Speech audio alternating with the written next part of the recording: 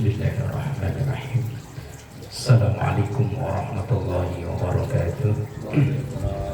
Bismillah walhamdulillah, wassalatu wassalamu ala rasulillah Sayyidina wa maulana Muhammad ibn Abdillah wa ala alihi wa ashabihi wa man tabi'a rusydan amma ba'd.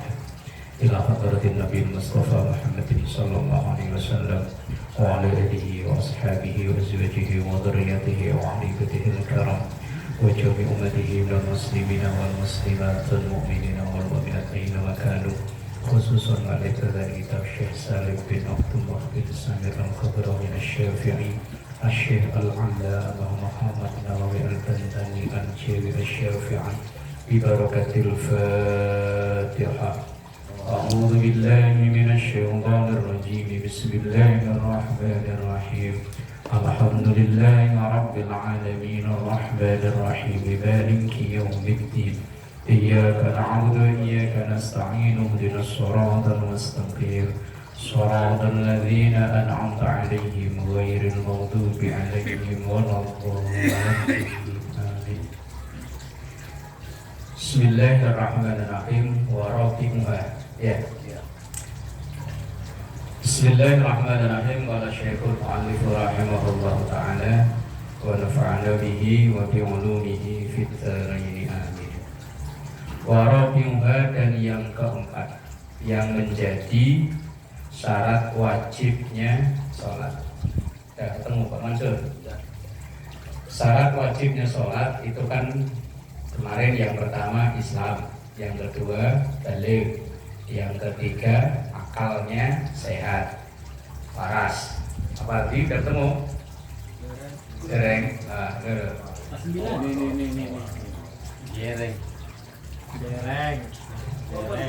Abon. Yang keempat sekarang, orang yang diwajibkan sholat itu kan yang pertama Islam, yang kedua baligh, yang ketiga akalnya waras. Berarti orang sehat, orang gila, orang ayan, apa bahasanya ayan mas? Epilepsi itu tidak wajib sholat, juga tidak wajib qadha. Sekarang warabiuha, yang keempat salamatu ihda hawasis sam'i wal basari, yaitu normalnya salah satu dari panca indera. Hawas itu panca indera, as-sam'i pendengaran, wal basari dan penglihatan. Syarat wajibnya sholat yang keempat adalah normalnya penglihatan dan pendengaran. Fala tajibu, maka tidak wajib as-sholatu sholat alaman kepada seseorang khuliqa yang terlahir asom budak, akma buta. Jadi orang yang terlahir dalam keadaan budak, dalam keadaan buta, dia tidak wajib sholat. Belajar sholatnya gimana? Kalau ia hanya buta masih bisa lewat pendengaran. Kalau dia hanya budak masih bisa lewat penglihatan. Lah ini penglihatannya nggak ada, kupingnya juga budak. Maka orang yang terlahir dalam keadaan budak, dalam keadaan tidak melihat alias buta, maka orang ini tidak wajib sholat. Umpama punya keluarga yang punya kekurangan kayak begitu, maka ia tidak wajib sholat. Lah kalau misalnya ia bisu, masih wajib nggak? Masih bisa dengar, masih bisa melihat, masih bisa dengar. Maka ia masih wajib diajari sholat, walaupun ia mungkin tidak bisa menirukan bacaan Fatihah kita. Cuman kan dia bisa melihat, bisa mendengar, bisa melihat gerakan kita, bisa melihat, kan sholat kan cuma gerakan dan bacaan kan. Lah ia melihat gerakannya, ia mendengar bacaannya, walaupun dia tidak bisa mengucap. Tapi orang yang terlahir bisu tapi penglihatan dan pendengaran masih normal, maka tetap wajib sholat. Lah orang yang terlahir budak, terlahir buta, ia tidak wajib sholat. Kalau terlahir hanya budak saja masih bisa melihat, diajari sholat masih bisa. Walau natiqan, walaupun ia bisa berbicara. Tapi kalau dia budak, tapi biasanya kalau anak itu terlahir kok budak, biasanya nggak bisa bicara. Karena kan anak itu menirukan bicara dari luar, dari orang lain, dari orang tuanya, dari orang lain. Lah kalau dia nggak pernah mendengar, ya kan nggak ada kata-kata yang masuk. Fala yajibu, maka tidak wajib alaihi kepada orang tersebut al-qada'u, qada. Inzala mani'uhu, apabila hilang penghalangnya. Penghalangnya itu adalah buta dan budak. Terlahir misalnya buta dan budak, begitu entah umur 30 umpama dapat mujizat pengobatan yang pokari sweat. Dulu yang bingung yang batu, ponari pokari. Ponari pokari. Umpama di usak lah kok sembuh, maka tidak wajib qada. Ya wis, umpama umur 30, ya umur 30 itu dia baru belajar sholat. Nah, itu yang keempat jadi syarat wajib sholat itu orang yang tidak terlahir dalam keadaan buta maupun tuli. Wa khamisuha, dan yang kelima bulughud dakwati, nyampainya dakwah. Dakwah Islam itu sampai ke orang tersebut. Misalnya orang-orang yang tinggal di pedalaman kayak apa itu yang di Kulon apa? Badui. Suku Badui. Dia kan dakwah Islam belum masuk ke dia. Suku Badui kan ada dua ya, ada luar, ada dalam. Kalau melihat di TV sih, belum melihat langsung. Karena yang suku Badui luar kan dia udah interaksi dengan masyarakat luar. Berarti dakwah sudah nyampe, berarti dia tetap wajib sholat. Tapi kalau yang Badui dalam, karena belum ada dakwah nyampe ke sana, ya belum wajib sholat. Atau mungkin yang suku-suku tinggal di pedalaman hutan, yang tinggal pindah-pindah nomaden, suku anak dalam. Nah, kan dakwah Islam belum nyampe ke dia, maka dia tidak wajib sholat. Atau bagaimana, misalnya dulu saya pernah ditanya, bagaimana dengan orang-orang Indonesia yang dulu sebelum datangnya Islam, apakah mereka ke surga atau neraka? Misalnya kayak zamannya Majapahit, itu kan Islam belum nyampe kan? Islam itu baru nyampe kan ketika Majapahit udah mau runtuh, udah Brawijaya kelima beberapa kan Islam baru datang, baru Demak dan lain-lain. Misalnya yang sebelumnya kayak Kerajaan Sriwijaya yang zaman-zaman itu. Lah orang-orang yang seperti itu, apakah di surga atau di neraka? Mana? Orang yang belum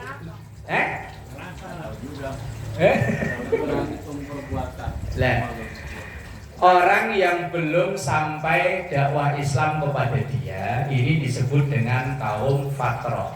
Oh, waalaikumsalam, monggo Pak Yoko. Sini loh Pak Yoko, langsung. Spesial VIP di situ Pak Yoko. Enak, dekat laut. Lah orang yang dalam kondisi seperti itu, yang dakwah Islam belum nyampe ke orang tersebut, kemudian dia mati, ini disebut dengan kaum fatroh. Kaum fatroh itu artinya kaum kosong, nggak ada catatan amal. Kosong kayak orang gila. Orang gila itu kosong, nggak ada catatannya. Wes begitu meninggal, wallahu alam, pokoknya nggak di surga, nggak di neraka. Namanya kaum fatroh, kaum kosong, kaum yang nggak ada catatan amalnya. Lah kalau kebaikan sesama manusia ya langsung dibalas di dunia. Misalnya orang baik ya langsung dapat balasan baik dari orang-orang yang di sekitarnya. Itu namanya kaum fatroh. Fatroh itu kaum kosong, gampangnya kaum kosong. Yang kelima, bulughud dakwati, sampainya dakwah. Fala tajibu, maka tidak wajib as-sholatu sholat. alaman kepada seseorang tablughu yang belum sampai kepadanya ad-da'watu dakwah. Ajaran Islam kalau belum sampai ke dia ya tidak wajib sholat. Dia tahunya sholat dari mana? Wong belum ada yang ngajarin. Walakin akan tetapi lau aslama seandainya dia masuk Islam man lam tablughu, orang yang belum sampai dakwah itu tadi, wajib alaihi kepada orang tersebut al-qada'u qada. Itu pendapat qalahu Shibro Malisi. Itu pendapat Imam Shibro Malisi. Yang namanya pendapat itu biasanya ada yang pro dan kontra. Kata Imam Shibro Malisi, orang-orang seperti itu kalau dia masuk Islam maka wajib qada. Orang-orang fatrah tadi itu. Tapi pendapat yang lain mengatakan tidak. Nah kalau kita udah zaman sekarang ya dakwah udah nyampe ke kita udah menyatakan Islam, oh ya maka kita wajib sholat. Wasadisu yang keenam, yang syarat wajibnya sholat naqa'u minal haidi wan nifasi, suci dari haid dan nifas. Ini tentunya khusus bagi perempuan. Justru malah ketika dia lagi sholat kok haidnya datang, langsung dibatalkan sholatnya. Yang berbahaya itu ya istri kita ini, anak-anak kita yang perempuan. Misalnya sholat duhur itu kan datang waktunya jam 12, taruhlah jam 12. Dia nggak langsung sholat, entah masih ada kerjaan rumah atau ada kerjaan lain. Begitu jam 1 dia mau sholat, kok menstruasi datang, kan udah ada jeda waktu 1 jam tadi itu. Maka sholat duhur itu yang itu satu itu tadi nanti ketika masa haidnya selesai wajib diqadha. Kadang ibu-ibu atau istri kita itu kadang kan lalainya di situ loh. Karena cuma satu waktu, selangnya kadang ada yang seminggu, ada yang 10 hari. Berapa hari Mas? Biasanya Mas?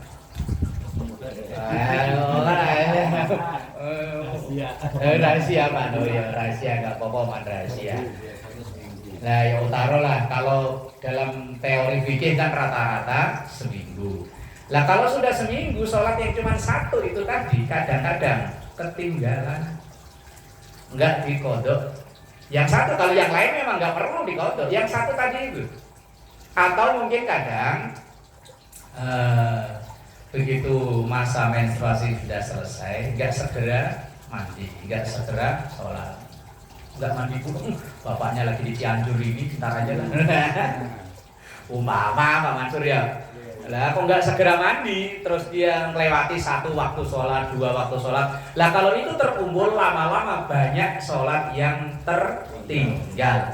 Nah itu yang berbahaya. Maka ketika Rasulullah Mi'raj ternyata diperlihatkan ke neraka banyak penghuninya yo perempuan. Ternyata ya begitu, ngajinya rajin, puasanya rajin, tapi sholatnya yang nggak terasa, banyak waktu sholat yang ia tinggalkan. Ya tadi itu yang mepet-mepet waktu haid itu yang berbahaya. Terus lagi biasanya yang nifas. Ini kadang kita menganggapnya nifas itu 40 hari, padahal enggak. Nifas itu memang umumnya 40 hari, terlama 60 hari, tercepat hanya pas bareng bayi lahir. Begitu bayi lahir selesai udah nggak keluar darah lagi, maka dia masa nifasnya berhenti, maka dia wajib mandi, sholat. Kalau memang bulan Ramadan dia wajib puasa. Ini kadang mas pokoknya asal beli mie sekerdus aja, payah. Beli mie sekerdus, pokoknya sehari dimasak atu, kan 40 kan isinya. Lah iya kalau udah ini mie habis berarti ya masa haidnya selesai. Masa nifas ke masa haid. Oh, enggak seperti itu. Siap saji Pak Herman. Siap saji. Iyalah, kalau masaknya sekali 5 ya. Ini kita sebagai suami wajib tahu, karena istri kan tanggung jawab kita. Kalau falsafah Jawa dulu bilangnya swarga nunut, neraka katut.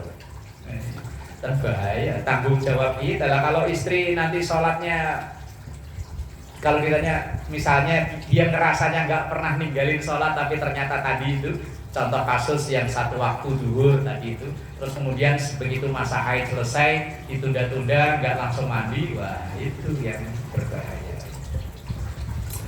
Fala yajibu maka tidak wajib alal haidi bagi orang wanita yang haid, wan nufasai dan wanita yang nifas, al qada'uha mengqada salatnya. Walau fi riddatin, walaupun di masa lagi haid dan nifas itu dia murtad. Di poin pertama dulu kan yang diwajibin sholat itu orang Islam. Tapi kalau orang kafir nggak wajib sholat. Tapi kalau orang murtad, ketika nanti ia baik masuk Islam lagi, maka sholat yang ia tinggalkan di masa murtadnya itu wajib diqodho. Wah yang berat sih itu. Kalau dia murtadnya 20 tahun gimana? Mana wajib? Kacamata. Kacamata. Patah satu.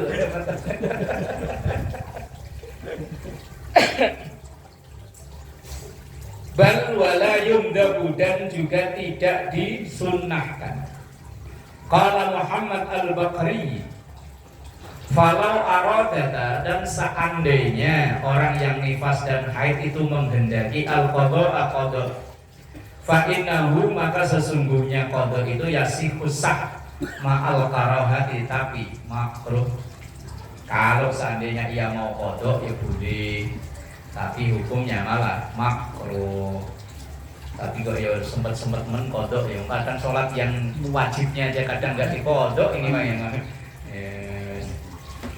wa idza zalat, dan ketika hilang al mawani'ul madhkuratu, penghalang-penghalang sholat yang telah disebut mawani, itu penghalang-penghalang sholat. Penghalang sholat itu kan ada 7. 1 haid, 2 nifas, 3 kafir asli, 4 belum balik, 5 gila, 6 ayan, 7 mabuk. Itu penghalang sholat.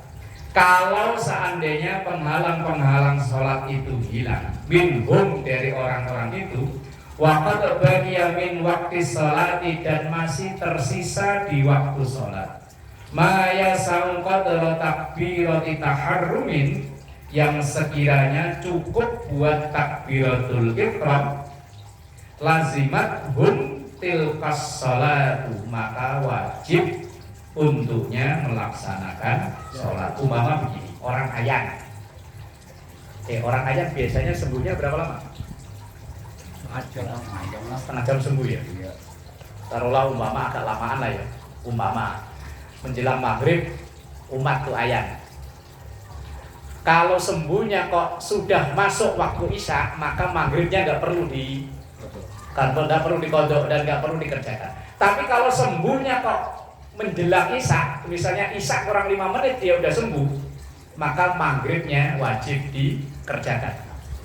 Tapi kalau lewat waktunya, misalnya dia ayan sekarang kan jam 6 umpama ya, jam 6 umpama maghrib, lah setengah 6 dia ayan, nggak sembuhnya setengah 8, berarti kan waktu maghrib lewat, maka sholat maghribnya itu nggak perlu diqadha, nggak perlu dikerjakan, udah bonus buat dia. Tapi kalau dia sembuhnya kok jam 7 kurang 5 menit umpama, kan isyanya jam 7, masih ada waktu, maka sholat maghribnya tadi wajib dilaksanakan, bukan diqadha, wong waktunya masih ada. Itu maksudnya. Wa kadzalika sholatu allati qablaha, dan begitu juga sholat yang sebelumnya, in shaluhat, apabila boleh atau pantas, li jamiha, menjamaknya, ma'aha, bersama sholat tersebut. Misalnya ya kayak tadi maghrib sama isya, maghrib sama isya kan waktu yang boleh dijamak. Ini tentang yang syarat wajibnya sholat. Far'un akhar, cabang yang lain. Wa tukrahu, dan dimakruhkan as-sholatu, sholat. Berarti ini sholat yang dihukumi makruh. tidak batal sholatnya, tapi makruh. Makruh itu hanya sebaiknya tidak. Alaman kepada seseorang ittasofa yang tersifati bi ahadi hadhil umuril isyrin, dengan salah satu dari 20 perkara ini. Berarti ada 20 kondisi yang menyebabkan sholat kita menjadi makruh. Yang pertama, ahaduha hakibun. Hakibun itu apa? Bil muwahhadati, dengan titik satu babnya itu. Ai bil ghaiti, orang yang nahan pengen BAB. Udah nahan kan gak enak ya. Sampai beringis keringetan. Udah barisannya di paling depan baji. Imamnya begitu waladhdallin, bacanya amma yatasaalun. Lah kalau imamnya baca qul huwa, seneng ya, wah. Udah nahan BAB kan ngolat gitu ya. Mau dibatalin di belakang banyak orang, enggak dibatalin woi. Iya.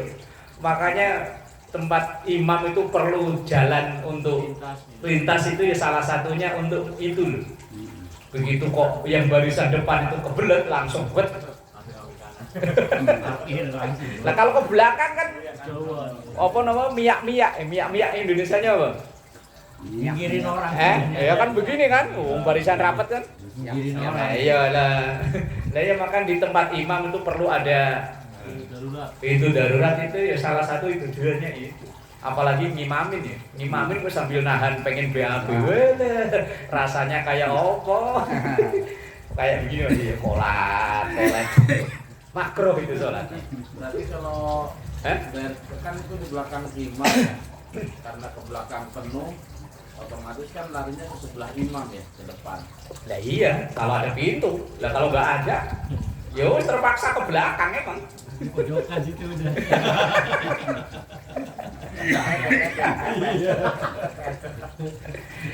Hakinun yang kedua, wasaniha yang kedua, hakinun bin nuni dengan huruf nun, aidil bauli yaitu orang yang iya bener, aidil bauli yaitu orang yang nahan kencing. Nahan kencing dengan gak enak ya, tapi kan lebih nyaman daripada nahan BAB. Kalau nahan BAB bisa keringetan segede jagung-jagung. Kalau nahan kencing ya, orang nahan itu hukumnya makruh sholatnya. Wasalisuha dan yang ketiga hakimun bil mim. Kalau hakim pakai qaf itu artinya orang yang nahan BAB, orang nahan buang air besar dan buang air kecil. Tapi kalau pakai kaf, hakim artinya orang yang bijaksana. Itu loh kan hakimun kan pakai qaf tuh. Itu kalau hakimun pakai qaf itu artinya orang yang nahan buang air besar dan buang air kecil sekaligus. Tapi kalau pakai kaf, hakimun artinya orang yang bijaksana. Ngucapinya kan hampir sama ya. Kalau punya anak dikasih nama Abdul Hakim tapi pakai qaf itu artinya hamba yang suka nahan BAB. Beda sehuruf ya. Safinun bin nun. Safinun yang dihukumi sholat makruh safinun, yaitu qaimun ala rijlin, orang yang sholat hanya berdiri dengan satu kaki padahal kakinya dua, kayak orang engklek. Kalau orang Jawa engklek ya, kalau orang Jawa apa? Nah ya kan, yang berdiri cuma kaki satu kayak burung bango kalau tidur. Kalau ini kan saya berdiri nih, ada nyamuk di keseng-keseng kayak kaki. Enggak apa-apa. Enggak apa-apa. Ya pada tangan kalau usuk, enggak apa-apa. Ya kalau pakai tangan kok nunduk loh. Iya. Tangan kejauhan, kaki. Oh ya orang sholat berdiri dengan satu kaki. Berarti berdiri man, kalau itu kan cuma usuk-usuk doang, habis itu berdiri dua kaki kan. Wa khamisuha dan yang kelima safidun bidali dengan huruf dal, ay qarinun baina qadamaihi ma'an ka'annahuma fi qayyidin, orang yang merapatkan kakinya. Kaki kan umumnya begini ya. Nah ini dirapetin begini, itu makruh. burungnya kencet man. Iya kan? Orang sholat yang kakinya rapet-pet begini, ini dihukumi makruh kan umumnya begini. Tapi jangan begini juga ya. Wah, ada yang ngejar-ngejar kaki kok. Iya, Nyari musuh ini namanya. Ngejar-ngejar kaki. sliding. Ya khairul umur awsatuha. Urusan yang terbaik itu kan yang sedang-sedang. Ya jangan terlalu begagah, jangan terlalu rapet. Kalau begagah ya ngabisin tempat, kalau rapet begini pet begini kegencet burungnya. Kalau pakai merah mejanya ya.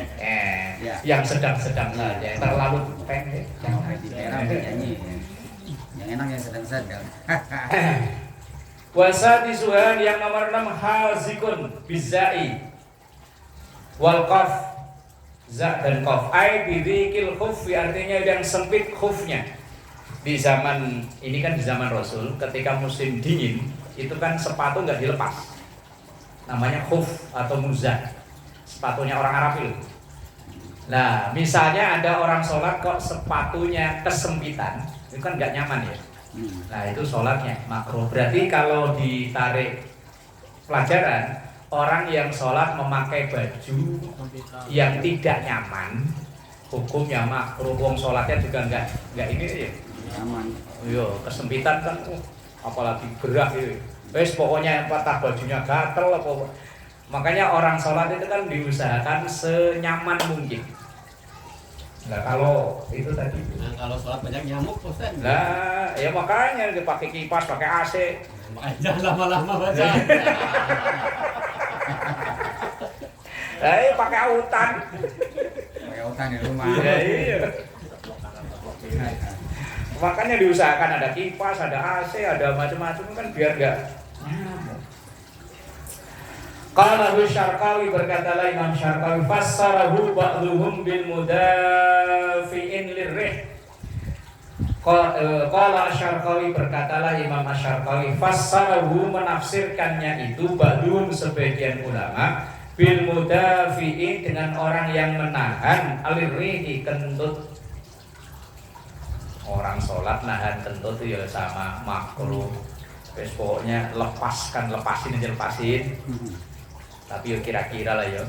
Udah lagi rukuk berdirinya paling depan, belakangnya orang tua. Nah, itu yang repot. Dileger. Yo dilepasin tapi pelan-pelan. Nah, kalau pelan-pelan kan Pelan. Panjang. Kalau orang yang nggak tahu kirain jam digital yang bunyi. Kalau yang diem kok. Kalau ruangan AC tertutup, wah, wis. Baunya nggak hilang-hilang.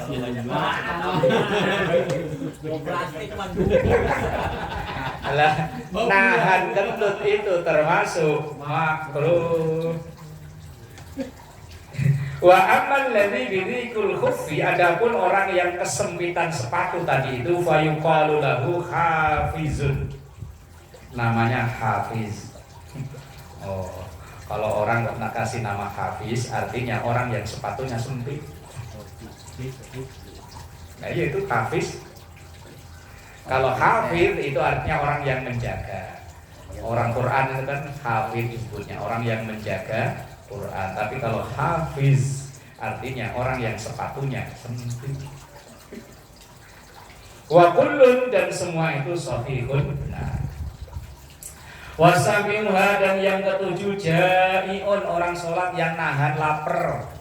Makanya kalau makanan udah siap makan dulu baru sholat, kecuali memang lagi puasa. Jangan dikira kalau misalnya lagi puasa ada azan maghrib, ntar azan dulu, habis azan sholat qobliyah, kemudian habis sholat maghrib, tiap maghrib baru buka puasa. Memang dikira orang kerja apa ada lemburan. Orang puasa mah nggak ada lemburan. Orang puasa itu justru kalau udah maghrib udah memang nyata-nyata sudah datang langsung cepet-cepet buka puasa baru sholat. Karena jai'un orang yang sholat sambil nahan lapar itu hukumnya makruh. Idza hadarat ta'amu wasyarabu ketika sudah siap Hadir itu siap atau hadir. At-ta'amu makanan, wasyarabu minuman, au qaruba atau sudah dekat, huduruhuma siapnya makanan dan minuman. Makanya ada hadis kalau tidak salah dalam kitab Bulughul Maram, al-asya qoblal isya. Kalau makanan sudah siap maka makan dulu baru sholat.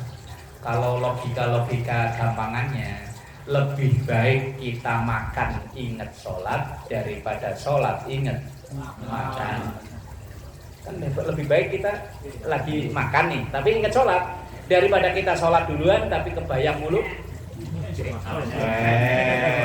Apalagi kita lagi sholat ya makanan udah jejer gitu kan, Allah ada kucingnya. Akhirnya bacanya kulu kan. Allahu ahad Allahus somad.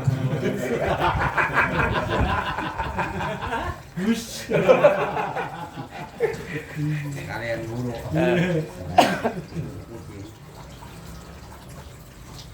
Ada cerita, ada ustadz punya anak namanya Alam. Ustadznya pulang selamatan bawa besek, selamatannya habis maghrib. Begitu nyampe rumah, nggak langsung dimakan tuh, langsung dia sholat, langsung beseknya ditaruh. Anaknya namanya Alam. Alam ini namanya masih kecil kan besek dibuka-buka. Bapaknya langsung baca, walau golim amin. Alam, taruh. Kaifa fa'ala rabbuka.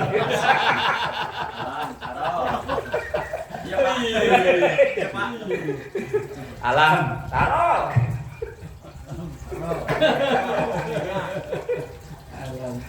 Alam taruh. Tapi itu bercandaan. Wasaminuha dan yang ke-8 sholat yang dimakruhkan itu aksyanun dalam keadaan haus. Intinya kan senyaman mungkin kalau lagi sholat.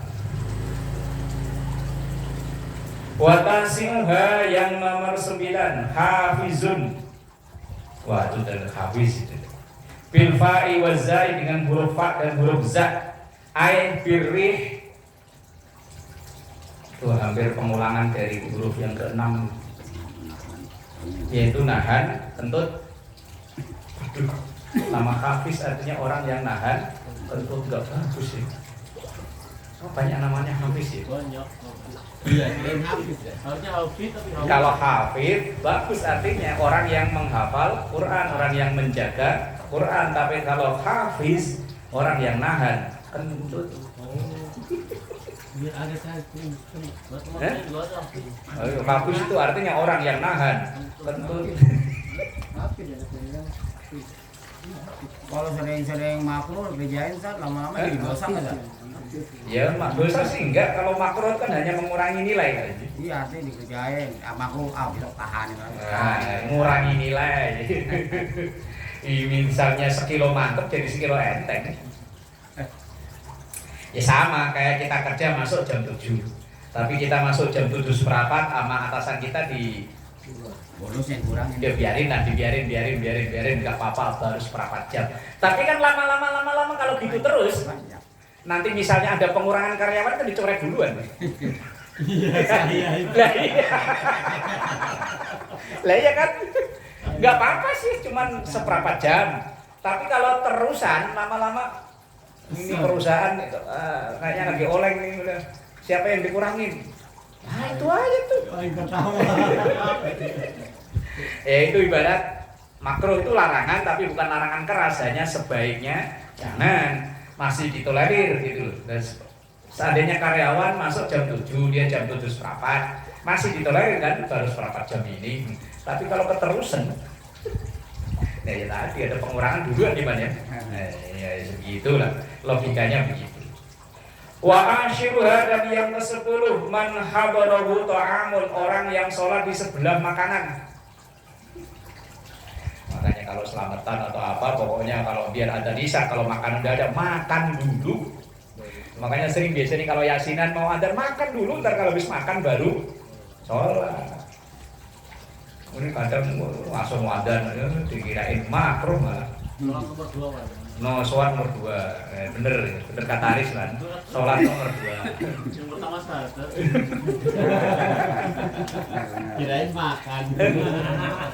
Enggak harus mulu. Tatuku nafsuhu ilaihi.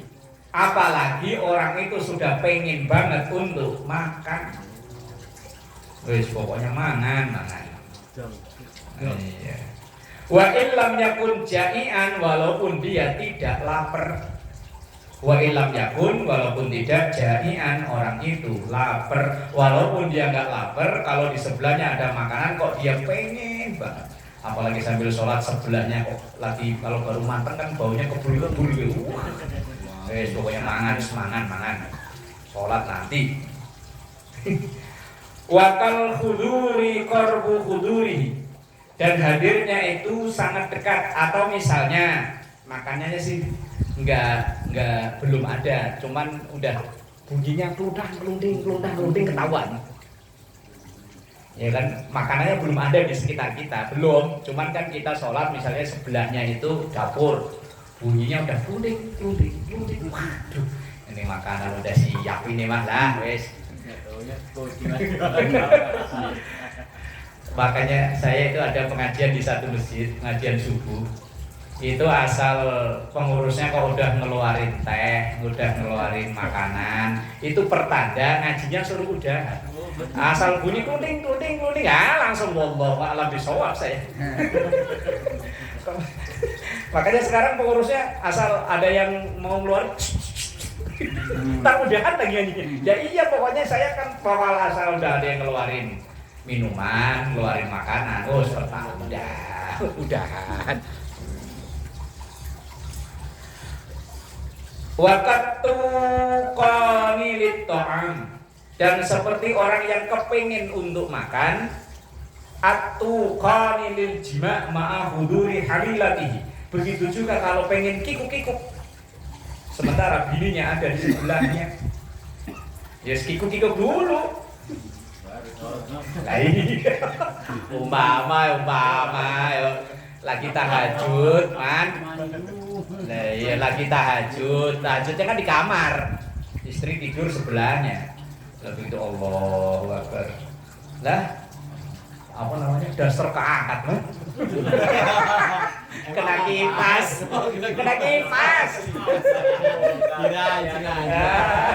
Awalnya sih nggak pengen, lah begitu melihat itu kok, wah, nggak bisa dikendalikan itu. Kita mandi bibit. Itu langsung gitu. Nah, si Doninya nggak bisa dikendalikan. Lah kalau itu kok ditahan sampai akhir sholat, sementara si Doni udah pengen berontak, sholatnya Makruh, kalau misalkan Ustaz. Ini cerita pribadi apa? Tapi jangan bilang-bilang. Oh, jangan bilang-bilang, banyak orang jangan bilang-bilang. Jangan cerita yang lain itu. Sholat subuh nih, udah kedengaran azan kan? Biasanya pilih ya azan. Bini minta. Iya itu gimana? Udah kusel Udah kerusak. Tinggal dulu lah. Tinggal dulu itu. Tinggal dulu. Iya, sholat subuh. Habis subuh. Iya, habis subuh. Udah komat. Udah aman berarti. Udah pengen. Sering man begitu. Kadang-kadang. Oh, ada. Banget tempat udah komat berarti lanjut. Ini yang dihukumi makruh itu kalau sholat sambil nahan pengen nggak tadi? Enggak sih. Lah ya enggak. Oh iya situ nggak pengen kan? Enggak ya wes. Kalau paksa udah pengen. Udah ngajak. Kode-kode. Udah nantang-nantangin. Asa kendor ya. Di situ yang dihukumi makruh itu adalah at-tuqani lil jima' ma'a huduri halilatihi. At-tuqani itu banget kepinginnya lil jima' untuk berhubungan badan, ma'a huduri halilatihi karena adanya orang yang halal untuk dia, berarti kan istrinya. Nah kalau nggak pengen ya sudah apa-apa, mau biar ditoel, ya sudah apa-apa. Kalau tetap sholat obat ya. Itu kan ada riwayat, lupa saya, di kitab Riyadhus Shalihin atau kitab apa itu. Nah, Aisyah itu kan istri termuda. Ya biasa kan ya, malam dah pengen, tapi nungguin Rasul sholat gak kelar-kelar. Asal assalamualaikum, assalamualaikum. Nah ini udahan, ternyata enggak, takbir lagi. Begitu assalamualaikum, nah ini udah takbir lagi. Ini udah takbir lagi. Sampai akhirnya Aisyah ini ketiduran. Begitu bangun, ya Rasul, tadi aslinya saya udah pengen, tapi nungguin sampai kok sholat gak kelar-kelar. Apa ya sholatnya gak bisa dikurangi? Jawaban Rasulullah apa? Saya sholat ini karena syukur. Tadi karena sholat karena apa, Mas? Wah, berarti kalau tetap langsung berangkat sholat berarti sudah bisa niru sunnah Rasul. Tahan. Ntar habis subuh ajar. Anak belum bangun kan ya? Belum. Ya Allah. Wahadi asyaraha, dan nomor 11 min man ghalabahun naum, orang yang masih ngantuk. Nah terus tidur lagi gitu. Iya kan, orang yang sholat sambil nahan ngantuk hukumnya makruh. Lah berarti ya caranya cari cara supaya enggak ngantuk, tak mandi dulu, tak bikin kopi dulu. Lah kalau tidur lagi lah, ya kalau masih kuber waktunya, kalau bablas ya repot. Kalau isya sih panjang waktunya. Nah iya. Wasani asyaraha, dan yang nomor 12 man fil maqbarah ghairal manbusyati, orang yang sholat di area kuburan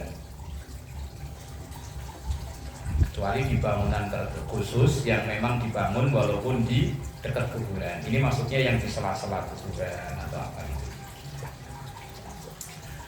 Ghairal manbusyati, yang bangunan kuburannya itu tidak digali. Orang kuburan nggak digali ya? Semua kuburan ada digali lah ya? Digali ada, digali. Ada ya? Taruh doang. Ada? Enggak ditanam gitu enggak? Ditaruh di pohon. Oh. Kayak orang jemur ikan asin gitu? Iya, bikin gunung-gunungan rumah-rumah gitu. Asal taruh aja gitu? Iya, taruh di atas tanah. Enggak bau. Bali apa Toraja? Toraja ya. Toraja. Enggak bau emang? Toraja Bali mah dibakar. Warnanya nyerap bau itu. Oh. Nah, ya itu maksudnya yang dimaksud kan. Seandainya orang sholat kok di situ, nah itu hukumnya makruh. Wa kadzal manbusyati, dan begitu juga area pemakaman yang digali infurishat, kalau ia memakai alas kaki. Kalau pakai alas kaki ya enggak makruh. Dan bahkan seandainya ya kita yang takziah begitu nyampe ke rumah duka dan jenazahnya udah diberangkatkan, kan kita nggak kebagian sholat jenazah. Seandainya kita mau sholat jenazah nanti pas jenazah udah dikubur boleh di situ, kan sholatnya nggak pakai rukuk sujud ini, cuma berdiri doang begini 4 kali udah beres, boleh. Tapi tadi alas kaki dipakai, tapi jangan dipakai, dilepas, terutama kita injek di atasnya. Ya kan kalau sendal kan begini ya. Nah, ini kan gini ya. Nah, ini kita lepas, kita injek di atasnya begini. Sepatu kayak sendal kayak kita lepas, kemudian kita berdiri di atasnya. Semisal kayak dulu waktu musim Covid, itu kan jenazah tidak diturunin dari mobil. Nah, rata-rata kita nyolati kan jadi pinggir jalan. Nah, ketika sholat seperti itu, alas kaki kita lepas, kemudian kita injek. Kalau kita pakai, itu hukumnya sama dengan pakaian. Kalau ada najisnya, maka tidak sah sholat kita. Tapi kalau kita injek, kita lepas, kemudian kita berdiri di atasnya, kita injek, itu hukumnya sama dengan kayak begini. Sajadah. Ini yang atas yang penting suci. Kalau bawah ini seandainya ada najis, tetap sah. Makanya misalnya sholat id kayak di jalanan, kayak kemarin kan kita sholatnya di jalanan. Kemudian misalnya kan yang namanya di jalanan kan entah bekas kencing kucing, bekas bisa jadi kencing anjing ya ada. Tapi kalau kita pakai sajadah. Ini yang penting atasnya suci, walaupun bawahnya ini ada najis tetap sah. Maksudnya begitu. Wa illa dan seandainya tidak pakai alas kaki fala tasihhu sholatu fiha, maka tidak sah sholat di kuburan. Karena tanah kuburan itu banyak najis ya. Makanya apalagi orang-orang tua dulu kalau habis kuburan langsung cuci tangan, cuci kaki, ya memang itu wasalisa asyaraha, dan yang ke-13 manfi mazbalah wa huwa bi fathil muwahhadati wa dhammiha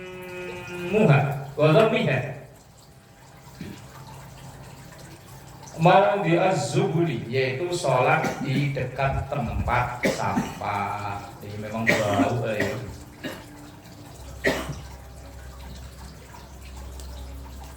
Warabi asyaraha, dan yang ke-14 manfil majzarah wa ya maudhi'i dzabhil hayawan, yaitu yang makruh lagi sholat di tempat motong hewan. Ini memang yang tempat disediakan khusus buat motong hewan. Wa khamisa asyaraha, dan yang ke-15 manfil hammam, sholat di kamar mandi ghairil jadidi, yang sudah dipakai. Ini saya pernah nonton YouTube Ustadz Somad, kalau nggak salah, sesi tanya jawab itu ada yang bertanya, Pak, bagaimana saya sering sholat di kamar mandi?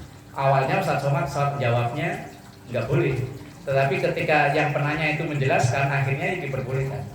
Dia kebetulan TKI di Singapura atau di mana, pokoknya yang mayoritas bukan orang Islam. Kebetulan bosnya bukan orang Islam dan benci banget dengan Islam. Maka ketika melihat pembantunya itu sholat, muaranya gak keturunan. Akhirnya dia kalau sholat itu ngumpet di kamar mandi. Ya artinya sholatnya di kamar mandi. Mungkin dia dikeringin atau gimana, dia keluar saja sholat di situ. Dengan menyalakan air yang bunyi kericik-kericik, pada dikirainya mandi, padahal dia sholat. Ya kalau dalam keadaan darurat, namanya orang darurat, tidak ada hukum apa-apa. Nah kalau wudhu di kamar mandi? Boleh? Boleh. Asal bacaan-bacaan yang mengandung lafaz Allah jangan dibaca, kayak Bismillahirrahmanirrahim atau yang lain-lain yang lillahi ta'ala, atau yang mengandung bacaan Allah, bacaan Nabi Muhammad yang nama-nama mulia jangan dibaca, cukup dibatin saja. Walau fi maslahihi ai fi makani salkhith thiyabi, walaupun di tempat ganti bajunya. Misalnya kamar mandi itu sederet dengan tempat untuk ganti baju. Ini hal-hal yang makruh ketika sholat, atau orang yang sholat bisa dihukumi makruh kalau dalam keadaan seperti ini. Wasadisa asyaraha wallahu a'lam bissawab. Ya, untuk besok malam Jumat kita ngajinya di mana Pak Haji itu? Blok 4 nomor 7 yang kemarin meninggal. Oh itu masih Pujo. Ya nggak tahu siapa. Yang meninggal. Yang meninggal. Suwanto ya. Bukan Pak Idris. Urusannya Pak Idris. Bukan Pak Idris. Masih uduk kan? Iya. Masih uduk kakinya. Ya pokoknya di situ lah pokoknya. Tapi bukan jam 8 loh ya, habis sisa langsung. Ntar nunggu jam 8 lagi. Wallahu a'lam bishawab.